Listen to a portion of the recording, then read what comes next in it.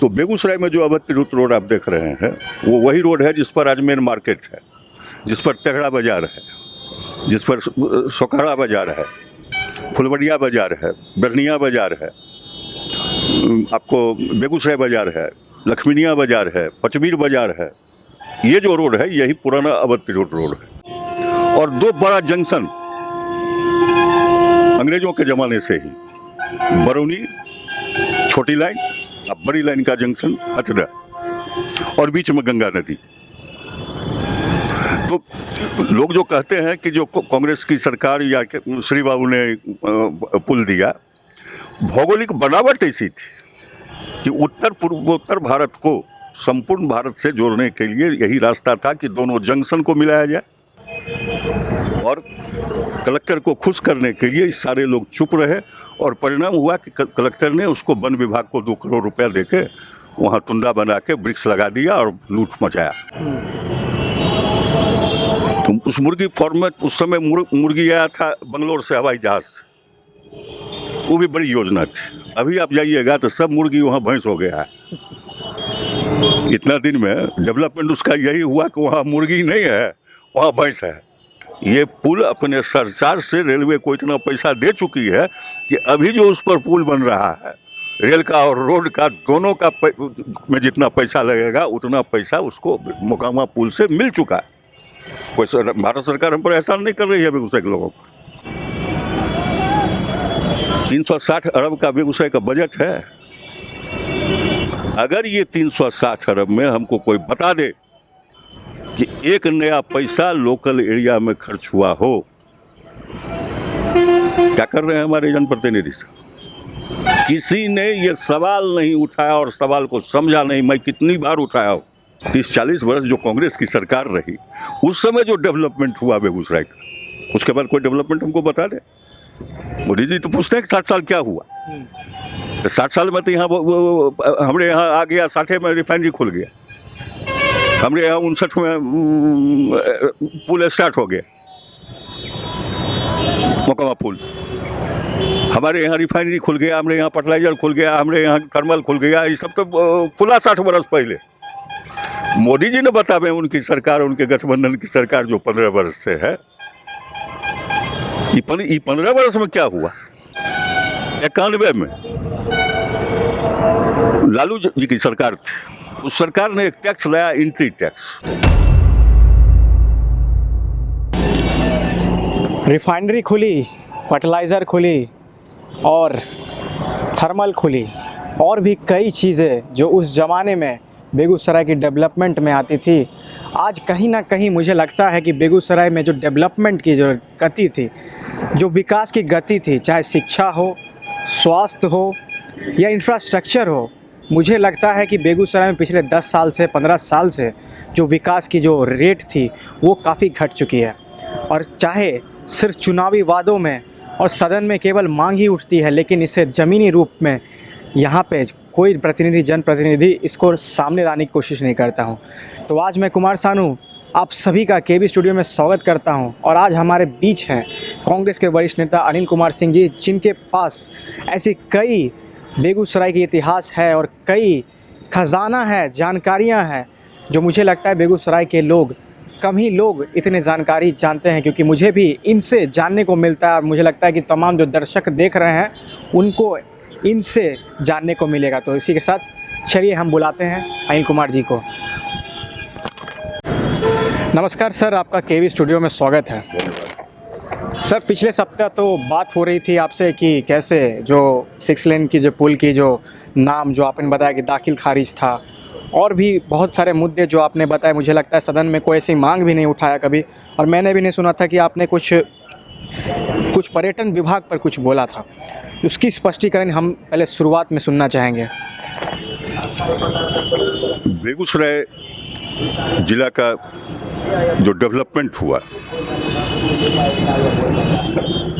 बहुत नेता लीडर को इसकी क्रेडिट लोगों ने दिया, लेकिन सच्चाई ये है कि किसी भी क्षेत्र का डेवलपमेंट उसके भौगोलिक कारण से होता है,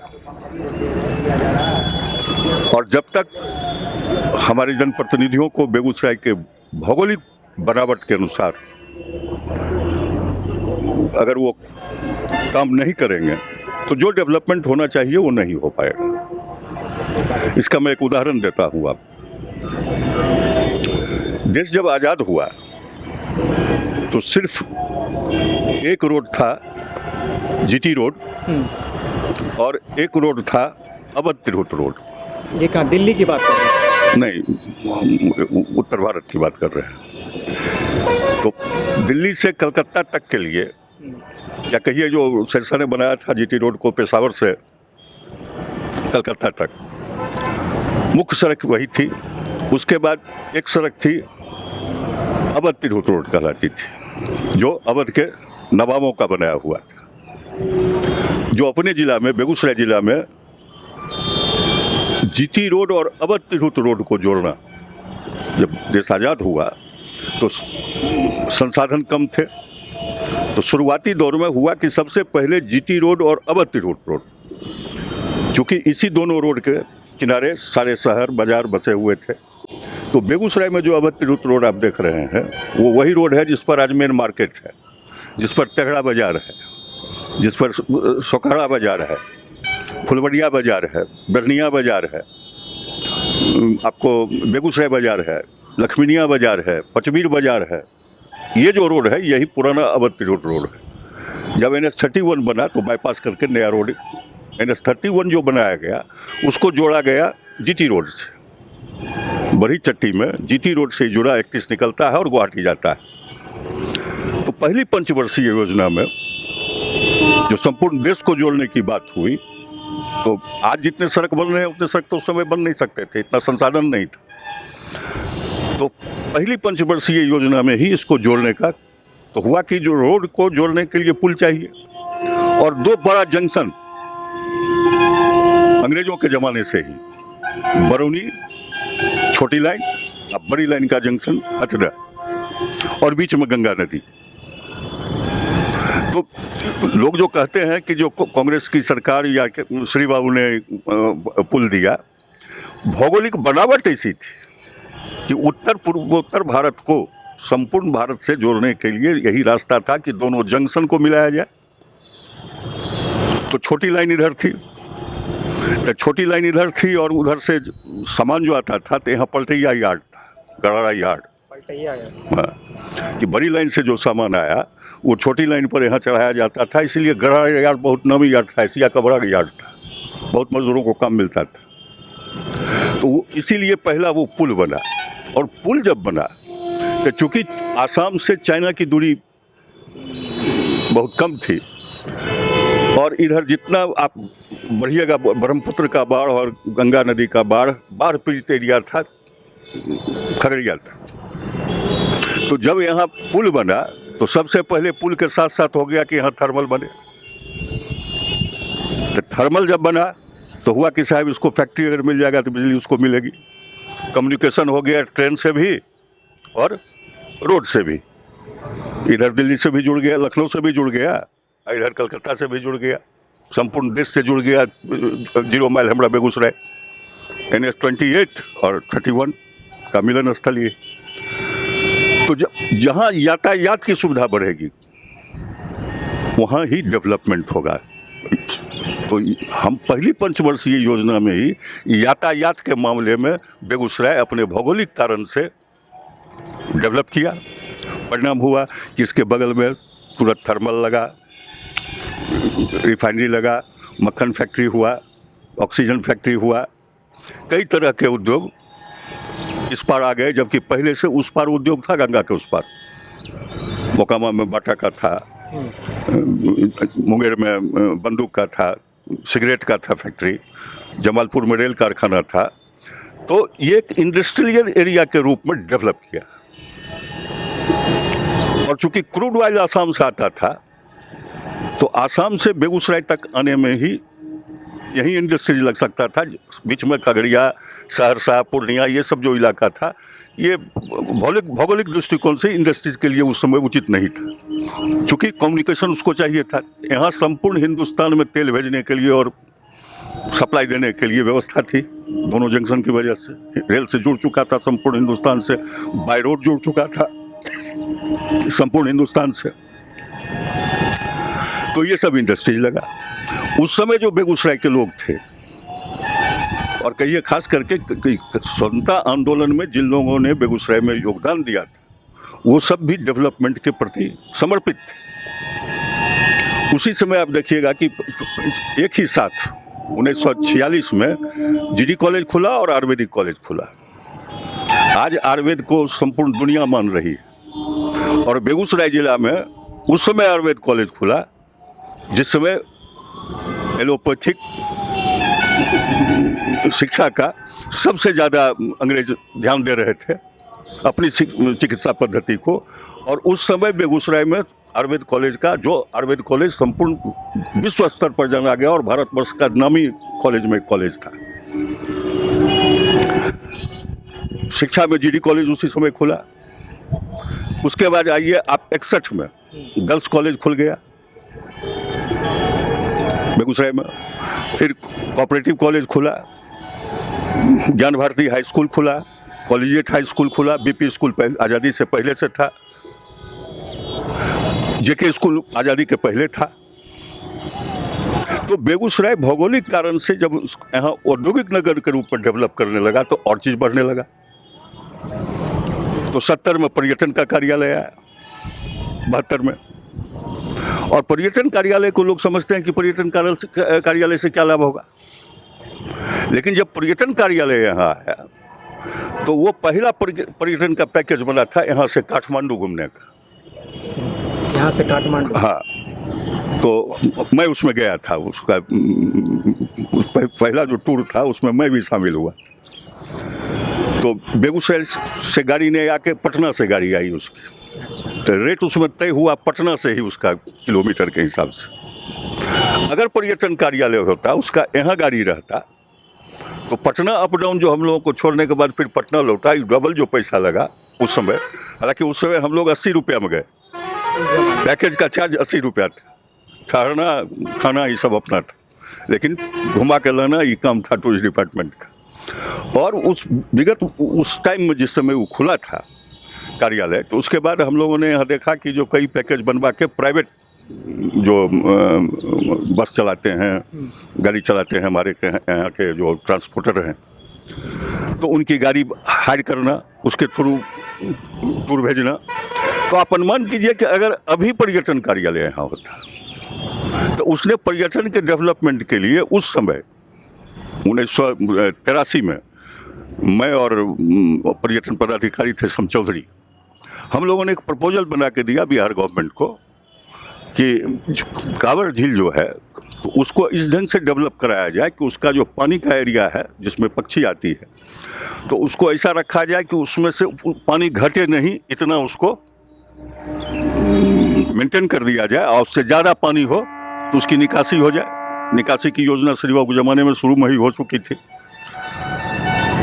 और उसमें प्रपोजल ये था कि जयमंगलागढ़ को धार्मिक रूप से डेवलप करा दिया जाए, और अगल बगल जो किसान हैं जिनकी ज़मीन है उनको प्रोत्साहित किया जाए कि उसमें बोट चलावें, हट बनावें, जो टूरिस्ट आवे तो टूरिस्ट के आने का, ठहरने के लिए, आकर्षित करने के लिए जितनी व्यवस्था की जा सकती है वो वहाँ के लोकल लोगों को रोजगार मिलता। वो जब सैंक्शन हुआ तो संजोग से उस समय बेगूसराय में कलेक्टर थे, और वो जो सैंक्शन हुआ था उमा पांडे थी उस समय पर्यटन मिनिस्टर बिहार की। मेरा व्यक्तिगत पारिवारिक संबंध उनसे रहा है, तो उन्होंने बिहार से उसको अप्रूव करके भेज दिया सेंट्रल गवर्नमेंट को। सेंट्रल गवर्नमेंट ने 86 में उस योजना को स्वीकृत किया और 2 करोड़ रुपया यूनिशियल कार्य शुरू करने के लिए 2 करोड़ रुपया का आवंटन भी उसमें हो गया। उस समय यहाँ रामसेवक शर्मा कलेक्टर थे, भोला बाबू, रामजीवन बाबू, ये लोग नेता थे, कृष्णा साई थी। मेरा किसी वजह से भोला सिंह और मेरी लड़ाई बेगूसराय के सारे लोग जो दर्शक हैं वो जानते होंगे, वामपंथी, हाँ सारे लोग जानते होंगे। तो स्थिति ये हुई कि उस समय रामसेवक शर्मा से हमारी कुछ बात पर बहस हो गई थी, और रामसेवक शर्मा मेरे खिलाफ षड्यंत्र करने लगे, जिसमें इन लोगों को भी उन्होंने शामिल कर लिया था। उसी समय पर्यटन कार्यालय मालूम हो गया रामसेवक शर्मा को कि ये योजना पर्यटन विभाग का है और अनिल जी का कराया हुआ है। स्टेशन चौक पर श्री विष्णु होटल के सबसे आगे फ्रंट में जो दुकान अभी है, वही उस समय पर्यटन विभाग का कार्यालय था। अच्छा, स्टेशन के पास। हाँ, उसको उठा के रामसेवक शर्मा ने मंगा लिया, जहाँ अभी आप देख रहे हैं श्री कृष्ण स्टेडियम इंडोर। वहाँ खाली ज़मीन थी या उसमें खपड़ा का बिना चौखट केवारी का एक खपड़ा का रूम था, बरंडा था। और चौधरी जी को इतना टॉर्चर किया उसने कि बिना अधिसूचना के वो आदमी ने छुट्टी ले लिया और विभाग जो बंद हुआ, क्योंकि हर विभाग का कार्यालय जो जिला में होता है उसका बजट होता है, उसकी अधिसूचना जारी होती है। तो 72 में तो अधिसूचना से जारी होकर यहाँ खुला, लेकिन बंद हुआ, इसका कभी अधिसूचना जारी नहीं हुआ। और न किसी पॉलिटिकल लीडर ने, सिर्फ इसलिए कि उस योजना के सूत्रधार में मैं भी एक व्यक्ति था और कलेक्टर को खुश करने के लिए सारे लोग चुप रहे, और परिणाम हुआ कि कलेक्टर ने उसको वन विभाग को 2 करोड़ रुपया देके वहाँ टुंडा बना के वृक्ष लगा दिया और लूट मचाया। उस जमाने में 2 करोड़।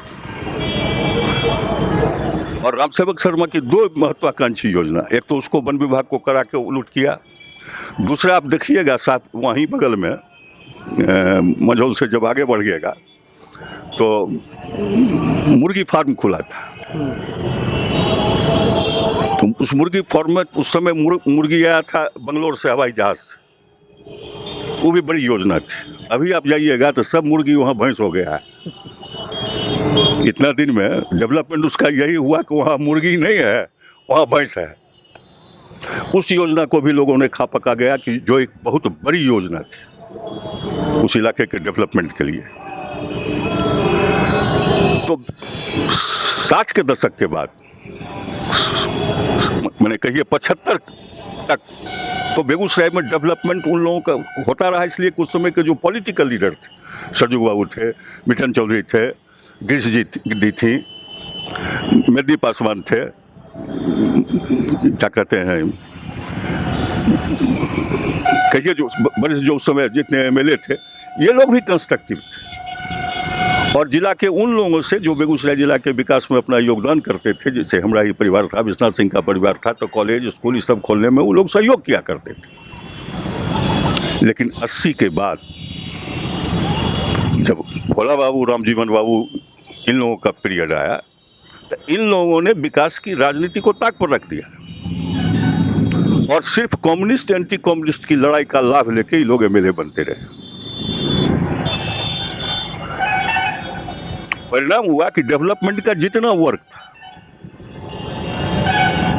अगर हल्दिया में रिफाइनरी खुल जाता और कृष्णा शाही ने प्रयास नहीं किया होता पाइपलाइन का, जो आज गैस पाइपलाइन और ये जो पेट्रोल का जो पाइपलाइन बैठाया गया, तो फर्टिलाइजर तो छोड़िए, फर्टिलाइजर तो गैस के चलते बंद हो गया था, अब गैस आना शुरू हो गया, पाइपलाइन बैठ गया है, तो अब शुरू होगा।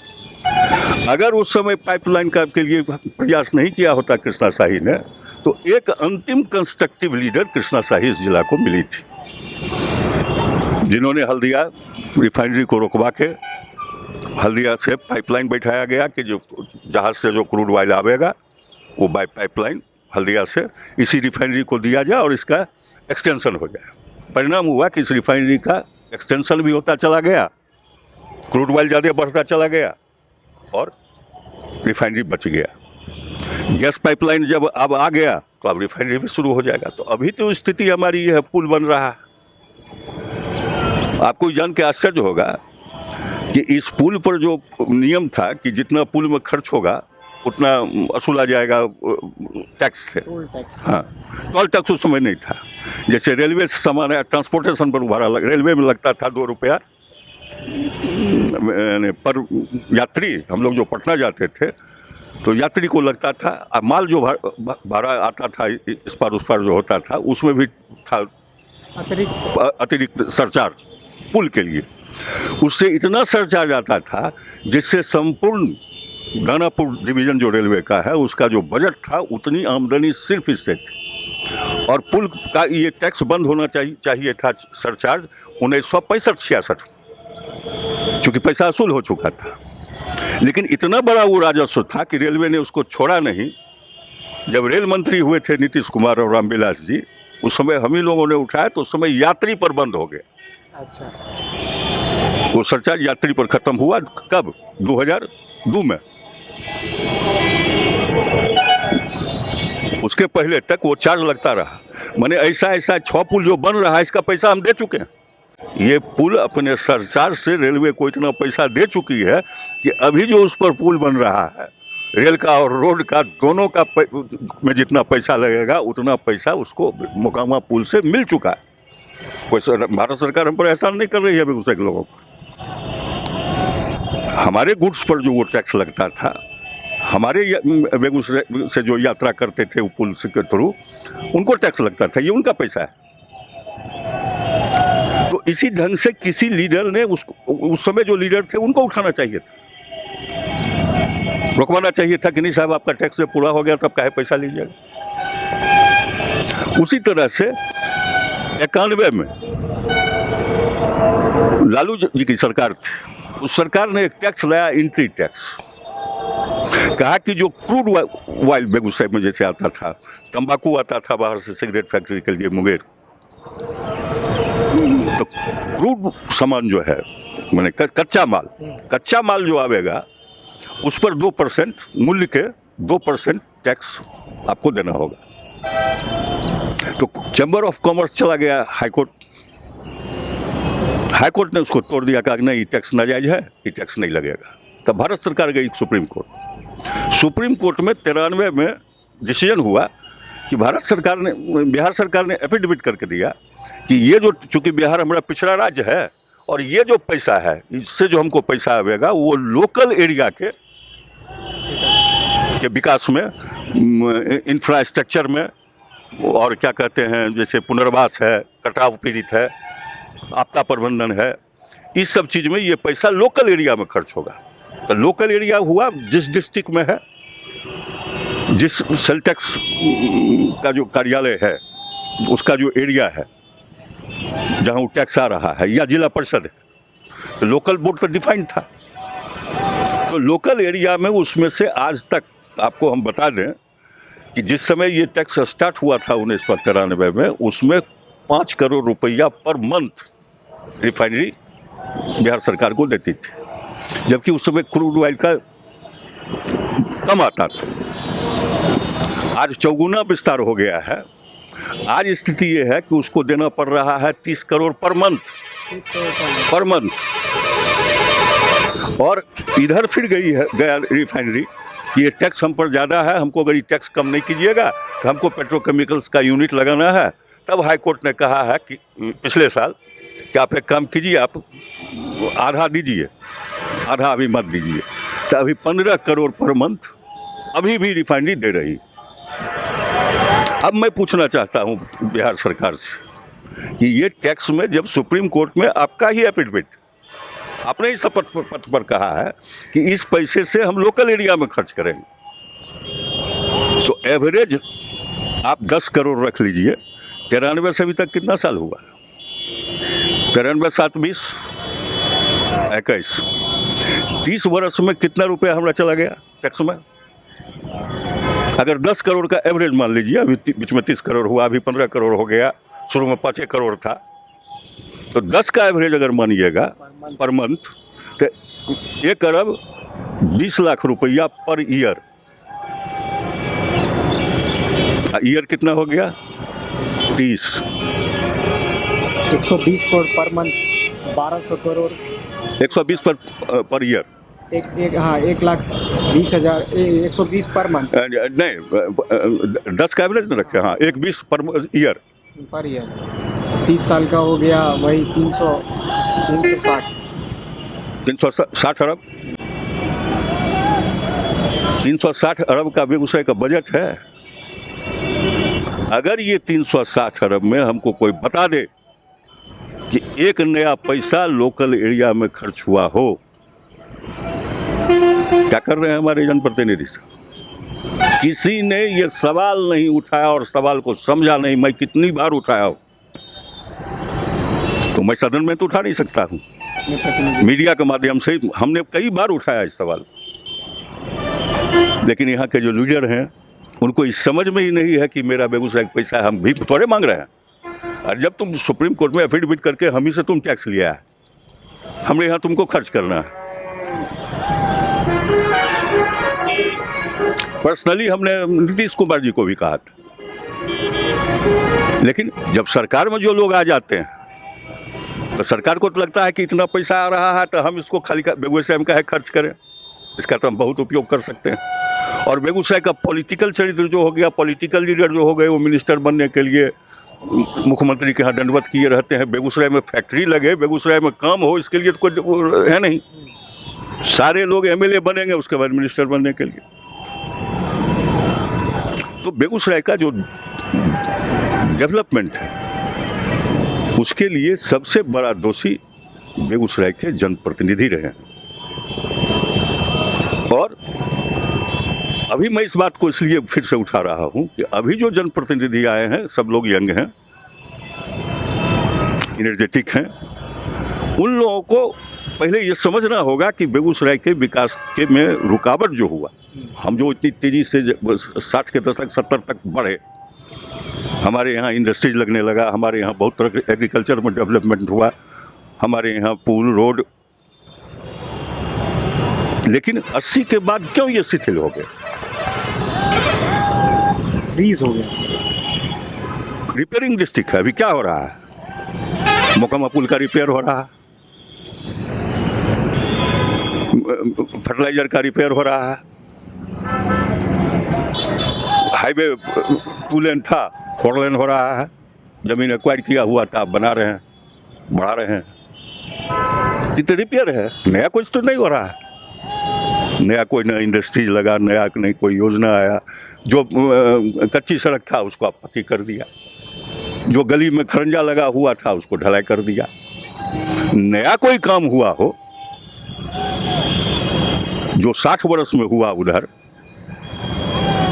30 वर्ष में, 30-40 वर्ष जो कांग्रेस की सरकार रही उस समय जो डेवलपमेंट हुआ बेगूसराय का, उसके बाद कोई डेवलपमेंट हमको बता दे। मोदी जी तो पूछते हैं कि 60 साल क्या हुआ? तो 60 साल में तो यहाँ हमारे यहाँ आ गया, 60 में रिफाइनरी खुल गया, हमारे यहाँ 59 में पुल स्टार्ट हो गया, मोकामा पुल। हमारे यहाँ रिफाइनरी खुल गया, हमारे यहाँ फर्टिलाइजर खुल गया, हमारे यहाँ थर्मल खुल गया। ये सब तो खुला 60 वर्ष पहले। मोदी जी ने बतावे उनकी सरकार, उनके गठबंधन की सरकार जो 15 वर्ष से है, ये 15 वर्ष में क्या हुआ? रिपेयर वाजपेयी जी की सरकार ने फर्टिलाइजर बंद किया था, और इस शर्त पर बंद हुआ था कि जिस दिन गैस पहुंच जाएगा, गैस पाइपलाइन पर काम शुरू था कांग्रेस के जमाने से। फिर आप तो जगह जगह जो पाइपलाइन जो रोड पे देख रहे हैं उसी पर आप कह रहे हैं क्या? नहीं, पाइपलाइन जिससे गैस आवेगा, जिससे रिफाइनरी फर्टिलाइजर चलेगा, वो गैस पाइपलाइन आपको वहाँ दिखाई पड़ेगा, गंगा बगल में। तो डेवलपमेंट तो आपने कुछ किया नहीं। जो 60 साल पहले किया गया था आप उसको किसी तरह से फिर से, वो पुराना हो गया, उसको आप रिपेयर कर रहे हैं। बेगूसराय को नया कोई चीज मिला हो, 80 के बाद बता दे हमको कोई बेगूसराय में कोई डिग्री कॉलेज खुला हो? अभी तक मेडिकल कॉलेज भी नहीं। 80 के बाद कोई बता दे कोई मेडिकल कॉलेज खुला हो? एक इंजीनियरिंग कॉलेज बेगूसराय में इधर आके खुला, वो भी जा रहा था मुजफ्फरपुर में स्टार्ट होने के लिए। हमने सवाल उठाया था तो हमारे लेटर पर मदन जी ने लिखा, तब जाके फिर से बेगूसराय में शुरू हुआ।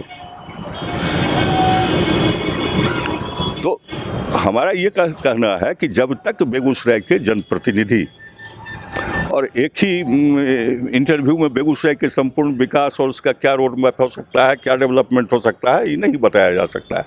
इस पे विशेष रूप से बहुत बारीकी से समझना पड़ेगा कि बेगूसराय का डेवलपमेंट जो शायद फ्रीज हो गया है, जैसे आपने कहा कि जम गया था, और आपकी बातों से मुझे भी लग रहा है कि पिछले 20-25 साल से जो फ्रीज जो बेगूसराय दिख रहा है, उसने आपने जो ऐसी ऐसी बातें बताई जो मुझे लगता है कि बेगूसराय के तो अभी जो विधायक प्रतिनिधि हो या जो भी जनप्रतिनिधि हो, उनको भी इतना इतिहास नहीं पता होगा।